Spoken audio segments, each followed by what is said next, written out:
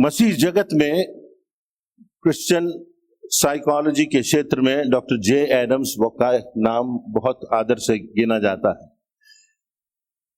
Psychology से संबंधित उन्होंने बहुत सी बातें लिखी हैं और एक बात पर जिस पर उन्होंने प्रकाश डाला है वो ये कि जो हम हैं, मनुष्य जो है वो शरीर है, प्राण है और आत्मा है। ये हम सब मानते हैं। हमारा शरीर होता है और शरीर की आवश्यकताएं होती हैं। आम भाषा में यदि हम कहें तो हमको भोजन की आवश्यकता होती है, वस्त्रों की आवश्यकता होती है, छत की आवश्यकता होती है, और भी उसको अगर आम भाषा में हम कहें तो रोटी, कपड़ा और मकान हम कहते हैं व्यक्ति को चाहिए होता है। परंतु इतना बस नहीं होता, इतना बस नहीं होता। क्या आप जानते हैं कि जिनके पास संसार में आज सबसे अधिक धन है वे ही लोग सबसे अधिक मानसिक बीमारियों का शिकार होते हैं।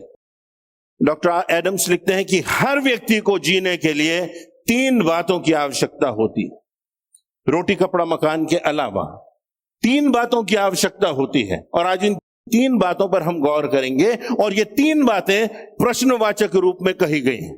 उन्होंने कहा 3 बातें हैं और उसमें पहली बात यह है something to do. Something to do, कुछ सार्थक करने का हो। व्यक्ति के जीवन में यह आवश्यक है कि उसको उसके जीवन में कुछ सार्थक वो कर सके।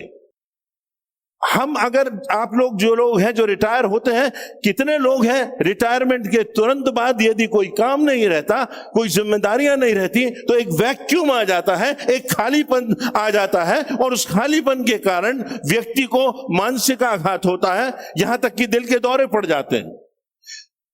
तो हर विश्वासी के लिए, हर व्यक्ति के लिए यह आवश्यक है कि कुछ ना कुछ सकारात्मक कार्य हमारे सामने होना चाहिए। क्या हमने किया?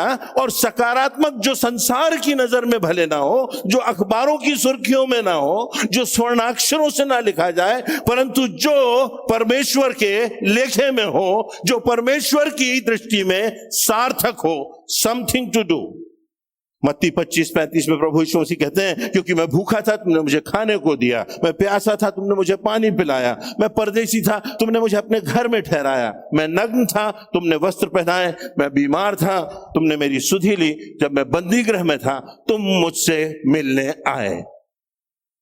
आप किसी के लिए प्रार्थना करेंगे, कोई उदास के लिए, कोई टूटे हुए व्यक्ति के लिए जो निराश है, जिसके हृदय में खालीपन है, जिसके हृदय में यह बात है मुझे नहीं मालूम कि मैं क्या करूं, किसी चीज से मेरे हृदय में वो उत्साह, वो उन्माद, वो आनंद नहीं आता। और जब आप उस टूटे हुए व्यक्ति के लिए प्रार्थना करते हैं, आप उसके लिए दिल से प्रार्थना करते हैं, आप स्वयं प्रोत्साहित हो जाते हैं और आपको लगता है कि आपने निश्चित कुछ सार्थक किया है, कुछ सार्थक किया है परमेश्वर की दृष्टि में। कभी हम ये सोचते हैं दिनचर्या के अंत में कि आज परमेश्वर ने जो मुझे जिंदगी दी, जो परमेश्वर ने मेरे हृदय में धड़कनें दी, जो परमेश्वर ने मेरी जिंदगी में श्वासें दी, आज मैंने किसी व्यक्ति के लिए कुछ सार्थक किया है, किसी व्यक्ति को अपना प्रेम प्रदर्शित किया है, किसी व्यक्ति के लिए प्रार्थना की है, किसी व्यक्ति के लिए प्रोत्साहन के शब्द कहे हैं, किसी व्यक्ति को गले लगाया है, किसी व्यक्ति के हमने आंसू पोंछे हैं। ये हम में से हर एक व्यक्ति कर सकता है। और इसीलिए प्रभु यीशु मसीह कहते हैं कि जब न्याय का समय आएगा तो यह बात प्रमुख होगी कि तुमने किसी अपने हित से हटकर, अपने स्वार्थ से हटकर किसी के लिए क्या किया। और उसी के बाद न्याय के संदर्भ में वर्णन है आगे मत्ती 25-40 में लिखा है, मैं तुमसे सच सच कहता हूं कि जो मेरे इन छोटे से छोटे भाइयों में से किसी एक के साथ किया वो मेरे साथ किया। कितनी बड़ी बात, किसी के साथ किया वो मेरे साथ किया। किसी को प्रोत्साहित किया, किसी को भोजन दिया, किसी को वस्त्र दिए, किसी के लिए आशीष का कारण बने तो वो तुमने मेरे लिए किया। क्या हम अपने दिनचर्या के अंत में जाकर पूछ सकते हैं अपने आप से कि हमने क्या किया? यूहन्ना 15:5 में लिखा है, मैं दाखलता हूं तुम डालियां हो, जो मुझ में बना रहता है और मैं उसमें वह बहुत फल लाता है, क्योंकि ध्यान से सुनिए आप, क्योंकि मुझसे अलग होकर तुम कुछ भी नहीं कर सकते। मुझसे अलग होकर तुम कुछ भी नहीं कर सकते। अगर तुमने किसी व्यक्ति को मेरे प्रेम से स्पर्श नहीं किया, यदि तुम किसी व्यक्ति के जीवन को अनंत विनाश की राह से अनंत जीवन की राह पर नहीं लाए, तो क्या हुआ सार्थक करके? तुमने उसको पढ़ा दिया, तुमने उसको डिग्रियां दे दी, तुमने उसको कपड़े पहना दिए, परंतु एक व्यक्ति तुमने तैयार करा जो एजुकेटेड है, जो टैलेंटेड है, but that person is going to hell. क्या सार्थक किया है तुमने मेरे नाम से? क्या किसी को स्पर्श किया है? और ये जो काम होते हैं ये बहुत प्रमुख होते हैं। प्रकाशित वाक्य 14:13 अक्सर हम पढ़ते हैं जब किसी की मृत्यु होती है, और मैंने स्वर्ग से यह शब्द सुना कि लिख दे जो प्रभु में मृतक हैं वे धन्य हैं। आत्मा कहता है हाँ, क्योंकि वे अपने परिश्रमों से विश्राम पाएंगे और उनके कार्य उनके साथ हो लेते हैं। When they depart, when they die, their works follow them. उनके कार्य उनके साथ हो लेते हैं। ये आवश्यक है, ये आवश्यक है, ये हमारे विश्वास की अभिव्यक्ति है। याकूब 2:17 में लिखा हुआ है, जैसे वैसे ही विश्वास भी यदि कर्म सहित ना हो तो अपने स्वभाव में मरा होगा। तो हमारे सामने प्रश्न ये है कि क्या हमारा विश्वास जीवित है? अच्छे कर्म करने के लिए हम सिरजे गए हैं। और इसीलिए वचन में लिखा हुआ है 1 कुरिन्थियों 15:58, क्योंकि यह जानते हो कि तुम्हारा परिश्रम प्रभु में व्यर्थ नहीं है। जो परमेश्वर के लेखे में है, जो प्रभु के नाम से तुमने किया है, उसके नाम से कुछ भी किया है, वो व्यर्थ नहीं है, वो स्वर्ग में लिखा हुआ है, वो परमेश्वर के लेखे में है। नीति वचन 19:17, जो कंगाल पर अनुग्रह करता है वह यहोवा को उधार देता है और वह अपने इस काम का प्रतिफल पाएगा। हमारा मालिक है, हमारा स्वामी है, स्वर्ग और सृष्टि का राजा है, हम क्या उसको उधार दे सकते हैं? परंतु यदि हम कंगाल पर अनुग्रह करते हैं, अनुग्रह का अर्थ कि वो पात्र है भी नहीं हमारी मदद प्राप्त करने का, पर उसके बावजूद भी हम देते हैं, तो हम परमेश्वर को उधार देते हैं। कितनी बड़ी बात लिखी हुई है।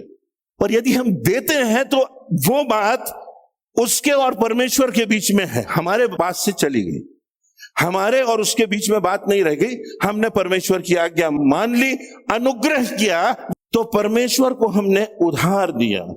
नीति वचन 22:9 में लिखा है, दया करने वाले पर आशीष फलती है क्योंकि वह कंगाल को अपनी रोटी में से देता, अपनी रोटी में से देता है।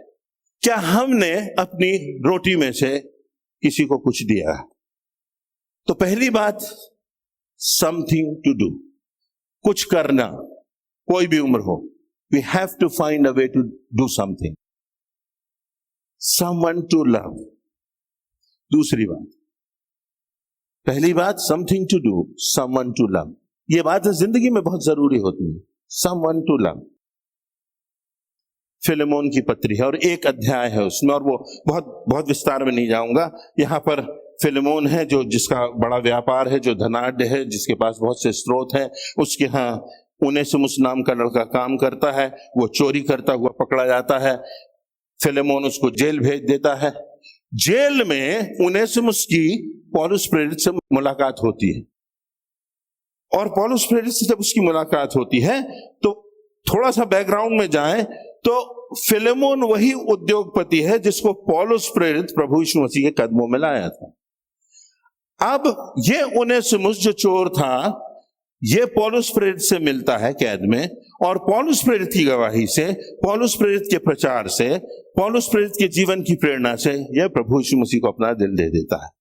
अब जब जेल से छुट्टी होती है तब पौलुस प्रेरित फिलेमोन को वो पत्र लिखता है और उनेसिमुस के हाथ वो पत्र फिलेमोन के पास भेजता है। जो कुछ पौलुस प्रेरित ने लिखा उसमें पहले अध्याय की 11वीं-12वीं आयत में कहता है, पौलुस लिखता है फिलेमोन को, वह तो पहले तेरे कुछ काम का ना था, पर अब तेरे और मेरे दोनों के बड़े काम का है। उसी को, अर्थात जो मेरे हृदय का टुकड़ा है, मैं उसे तेरे पास लौटा देता हूं। एक चोर जब प्रभु यीशु मसीह के उस प्रेम को पाता है, एक व्यक्ति जो अपराधी था वो प्रभु यीशु मसीह के प्रेम को पाता है, तो वो पौलुस प्रेरित जैसे संत के दिल का टुकड़ा बन जाता है। आई एम रिटर्निंग यू, मैं अपने दिल के टुकड़े को तुझे लौटा रहा हूं और तुझसे निवेदन करता हूं कि तू इसे रख ले। और मुझे विश्वास है कि मैंने जो तेरे लिए किया है, जो कुछ मैं तुझसे निवेदन कर रहा हूं, तू कहीं उससे ज्यादा करेगा। एक चोर, एक ऐसा व्यक्ति जो दुनिया की दृष्टि में अपराधी है, जिसकी कीमत 0 है, जब प्रभु यीशु मसीह के प्रेम को पाता है तो वो पौलुस के दिल का टुकड़ा बन जाता है। Something to do, someone to love। Ruth और नओमी का उदाहरण है यहां पर हम पाते हैं, जैसा कि आप जानते हैं कि नओमी चली जाती है अपने पति के साथ, बैतलहम को छोड़कर अकाल आता है, वो दूसरे देश में चले जाते हैं। और वहां जाकर आप जानते हैं, मैं उस कहानी को दोहराऊंगा नहीं, कि किस प्रकार उसके बेटे जो मोआबी स्त्रियां होती हैं उनसे विवाह कर लेते हैं और उसके पति एलीमेलेक की मृत्यु हो जाती है। महलोन और किल्योन जो बच्चे हैं वो शादी कर लेते हैं और उन बच्चों की भी, उन युवाओं की भी मृत्यु हो जाती है। और तब आप कल्पना कीजिए, आप विधवा हैं, आपका कोई सहारा नहीं है, आप दूसरे देश में हैं और आप कह रहे हैं कि यहोवा ने मेरे साथ ऐसा क्यों किया, मेरे पास कुछ भी नहीं रहा, मेरे बेटे जवानी की अवस्था में चले गए, मेरा पति मर गया, मैं परदेश में पड़ी हुई हूं। और वो निर्णय करती है कि वो वापस जाएंगी और तब वो एक बहू से कहती है कि बेटी तू यहीं रह जा, मान जाती है। परंतु जब रूथ से वो कहती है, तो रूथ का पहला अध्याय उसकी 16वीं 17वीं आयत में जो रूथ ने कहा, ध्यान दीजिए, सास बहू की बहुत सी कहानियां सुनी होंगी, परंतु ये प्राइम एग्जाम्पल है, ये सर्वोत्कृष्ट उदाहरण है। रूथ बोली, तू मुझसे यह विनती ना कर कि मुझे त्याग या छोड़ करके लौट जा, क्योंकि जिधर तू जाए उधर मैं जाऊंगी, जहां तू टिके वहां मैं टिकूंगी, तेरे लोग मेरे लोग होंगे, तेरा परमेश्वर मेरा परमेश्वर होगा, जहां तू मरेगी वहां मैं मरूंगी। Till death, this is a lifetime commitment। जहां तू मरेगी वहां मैं मरूंगी, वही मुझे मिट्टी दी जाएगी। ऐसा नहीं होगा कि मृत्यु के बाद उस स्थान को छोड़कर मैं चली जाऊं। जहां तू मरेगी वहां मैं मरूंगी, वहां मुझे मिट्टी दी जाएगी। ऐसा प्रेम जो दिखाई देने वाला प्रेम हो, जो स्वार्थ रहित प्रेम हो, जो बना रहने वाला प्रेम हो, जो मृत्यु के अंतिम समय तक का प्रेम हो। और प्रभु यीशु मसीह से बढ़कर कौन किसका उदाहरण होगा कि प्रभु यीशु मसीह ने मेरे और आपके खातिर अपने प्राण दे दिए। और यूहन्ना 15:13 में लिखा हुआ है, प्रभु यीशु मसीह कहते हैं, इससे बड़ा प्रेम नहीं किसी का नहीं कि कोई अपने मित्रों के लिए अपना प्राण दे। तो something to do, someone to love, और तीसरी और अंतिम बात, समथिंग टू लुक फॉरवर्ड। किसी स्वप्न को साकार करते रहना, कुछ करने को हो, कोई प्यार करने वाला हो और कुछ हो जिसकी हम प्रतीक्षा कर रहे हो, कुछ हो स्वप्न जिसको हमें साकार करना हो। एलिया का उदाहरण है, पहला राजा 19 में आप पढ़ लीजिए कि एलिया जो है वो यहां पर डर जाता है, रानी इजेबेल प्राण लेना चाहती है और भागता है और जाकर के गुफा में छुप जाता है। और गुफा में छुप जाकर के, पहला राजा 19 में लिखा है, और वहां वह गुफा में टिक गया और यहोवा का यह वचन उसके पास पहुंचा। स्वर्गदूत उसके साथ आया, उसके पास आया और पहले उसके भूख और प्यास बुझाई, और फिर परमेश्वर की आवाज उसके पास आती है कि हे एलिया, तेरा यहां क्या काम? What are you doing here? तुम गुफा में क्यों छिप करके बैठे हो? तुमने तो महान परमेश्वर की सामर्थ देखी है, तुमने तो देखा है बाल देवता के नबियों के साथ कि उनकी क्या दशा हुई, तुमने तो परमेश्वर के जीवित विश्वास को साकार होते हुए साक्षात देखा है, और तुम एक रानी की आवाज से, एक भ्रष्ट महिला की आवाज से, उसकी धमकी से छुपकर तुम गुफा में छुप करके बैठे हो और मृत्यु मांग रहे हो। और तब परमेश्वर उसे कहता है कि तुम्हें भारी यात्रा करना है। अभी यात्रा खत्म नहीं हुई, भारी यात्रा करना है। तुम जाओ, इस गुफा से निकलो और यहोवा के सामने जाकर के होरे पर्वत पर खड़े हो जाओ। पहला राजा 19:11। क्योंकि अभी तुम्हें राजा येहू का अभिषेक करना है, अभी तुम्हें एलीशा नबी को चादर उठाना है। अरे अभी तुम्हारे पास यहोवा के बड़े बड़े काम हैं, बड़ी बड़ी योजनाएं हैं, तुम निकलो। तुम्हारा यहां क्या काम। और कई बार परमेश्वर, जब हम निराश हो जाते हैं, जब हम निरुपाय हो जाते हैं, जब हमें समझ में नहीं आता क्या हो गया, जब हमें लगता है कि हमारे अपने लोगों से हमको चोट पहुंच रही है, तो परमेश्वर हमसे कहता है कि हमें निराश नहीं होना है। और परमेश्वर हमसे और आपसे कहता है कि तेरा यहां क्या काम। तुम इस गुफा में छुपे रहने के लिए नहीं बनाए गए हो। जाओ और परमेश्वर के सामने होरे पर्वत पर खड़े हो। तुम्हें राजाओं का अभिषेक करना है, तुम्हें नबियों को तैयार करना है। Something to do, someone to love and something to look forward. हमारे पास सबसे बड़ी बात है उद्देश्य की। जब बात आती है, हमें उस बात से कोई विमुख नहीं कर सकता, क्योंकि परमेश्वर के धाम में हमारा स्थान है। जीवन की पुस्तक में हमारा नाम लिखा हुआ है। यदि हम प्रभु यीशु मसीह के रास्ते पर चलते, हम कहाँ हैं? हो सकता है आज हमको उस गुफा का अनुभव हो रहा हो, और हो सकता है कि हमको लग रहा हो कि हम निराश हैं। हो सकता है लग रहा हो हमारे जीवन में, हमारे परिवार में, हमारे जिंदगी में ऐसी परिस्थितियां आ गई हैं कि अब कुछ करा नहीं जा सकता। अब तो हमारे जीवन का ऐसा समय आ गया है जबकि कोई रास्ता नजर नहीं आता। हमारी तो इतनी उम्र हो गई है। परंतु हमको ये 3 बातें अपने जीवन के अंतिम समय तक अपने साथ लेके चलना है। समथिंग टू डू, कुछ सार्थक करो। समवन टू लव, किसी से प्रेम करो, कोई प्रेम करने वाला हो। और समथिंग टू लुक फॉरवर्ड,